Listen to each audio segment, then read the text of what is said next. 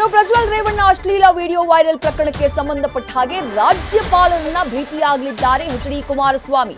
ಇವತ್ತು ಮಧ್ಯಾಹ್ನ 3 ಗಂಟೆಗೆ ಜೆಡಿಎಸ್ ನಿಯೋಗದೊಂದಿಗೆ ರಾಜ್ಯಪಾಲರನ್ನ ಮಾಜಿ ಸಿಎಂ ಎಚ್.ಡಿ. ಕುಮಾರಸ್ವಾಮಿ ಅವರು ಭೇಟಿ ಮಾಡಲಿದ್ದಾರೆ.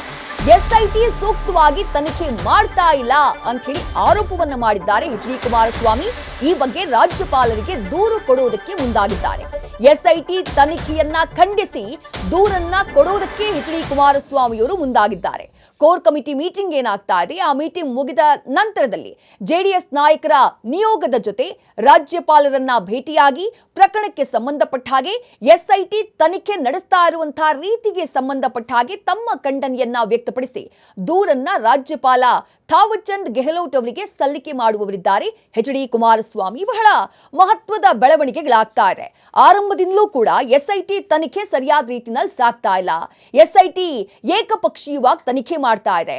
ಪೆನ್ ಡ್ರೈವ್ ಹಂಚಿಕೆ ವಿಚಾರಕ್ಕೆ ಸಂಬಂಧಪಟ್ಟ ಹಾಗೆ ಯಾವುದೇ ರೀತಿಯಾದಂತಹ ತನಿಖೆ ಇದುವರೆಗೂ ಆಗಿಲ್ಲ. ಹಾಸನದಲ್ಲಿ ನಮ್ಮ ಪೋಲಿಂಗ್ ಬೂತ್ ಏಜೆಂಟ್ ಕಂಪ್ಲೇಂಟ್ ಅನ್ನ ಕೊಟ್ಟರು ಕೂಡ ಅದ್ರ ಬಗ್ಗೆ ಇದುವರೆಗೂ ಯಾಕೆ ತನಿಖೆ ಮಾಡಿಲ್ಲ? ಅದನ್ನ ಯಾಕೆ ಎಸ್ಐಟಿಗೆ ಸೇರಿಸಿಲ್ಲ? ಆ ಎಫ್ಐಆರ್ ನ ಎಸ್ಐಟಿಗೆ ಯಾಕೆ ಸೇರಿಸಿಲ್ಲ? ಯಾರು ವಿಡಿಯೋನ ಹಂಚಿಕೆ ಮಾಡಿದ್ದಾರೋ, ಯಾರು ವಿಡಿಯೋ ನನ್ನ ಬಳಿ ಇತ್ತು ಅಂತ ಹೇಳಿದ್ದಾರೋ ಅವರೆಲ್ಲ ರಾಜಾರೋಷವಾಗಿ ಓಡಾಡ್ತಾ ಇದ್ದಾರೆ. ಹಾಗಾಗಿ ಎಸ್ಐಟಿ ತನಿಖೆ ಸೂಕ್ತ ರೀತಿಯಲ್ಲಿ ಸಾಗ್ತಾ ಇಲ್ಲ. ಇದು ರೇವಣ್ಣ ಅವರನ್ನ ಟಾರ್ಗೆಟ್ ಮಾಡಿ ತನಿಖೆಯನ್ನ ಮಾಡಲಾಗ್ತಾ ಇದೆ. ಹಾಗಾಗಿ ಎಸ್ಐಟಿ ತನಿಖೆಯ ಬಗ್ಗೆ ನಮಗೆ ಸಮಾಧಾನ ಇಲ್ಲ, ಸಿಬಿಐಗೆ ಪ್ರಕರಣವನ್ನ ಒಪ್ಪಿಸಬೇಕು ಅನ್ನುವಂಥ ಆಗ್ರಹ ಮಾಜಿ ಸಿಎಂ ಕುಮಾರಸ್ವಾಮಿಯವರದ್ದು. ಅದೇ ಕಾರಣಕ್ಕಾಗಿಯೇ ಈಗ ರಾಜ್ಯಪಾಲರನ್ನ ಭೇಟಿಯಾಗಲಿದ್ದಾರೆ ಎಚ್.ಡಿ. ಕುಮಾರಸ್ವಾಮಿ.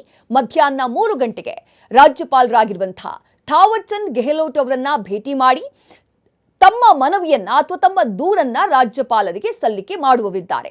ಸರ್ಕಾರ ಎಸ್ಐಟಿ ತನಿಖೆಯನ್ನ ನಡೆಸ್ತಾ ಇರುವ ರೀತಿ, ಎಸ್ಐಟಿ ಟೀಮ್ ತನಿಖೆಯನ್ನ ನಡೆಸ್ತಾ ಇರುವ ರೀತಿ, ಇದೆಲ್ಲದಕ್ಕೆ ಸಂಬಂಧಪಟ್ಟ ಹಾಗೆ ತಮ್ಮ ಆರೋಪಗಳು ಏನಿದ್ದಾವೆ, ತಮ್ಮ ದೂರೇನಿದೆ ಅದನ್ನ ರಾಜ್ಯಪಾಲ ಥಾವರ್ಚಂದ್ ಗೆಹ್ಲೋಟ್ ಅವರಿಗೆ ಸಲ್ಲಿಕೆ ಮಾಡುವವರಿದ್ದಾರೆ ಮಧ್ಯಾಹ್ನ 3 ಗಂಟೆಗೆ ಸರಿಯಾಗಿ. ನ್ಯೂಸ್ ಫಸ್ಟ್ ನಿರ್ಭೀತಿಯಿಂದ ನಿಮ್ಮ ಪರವಾಗಿ.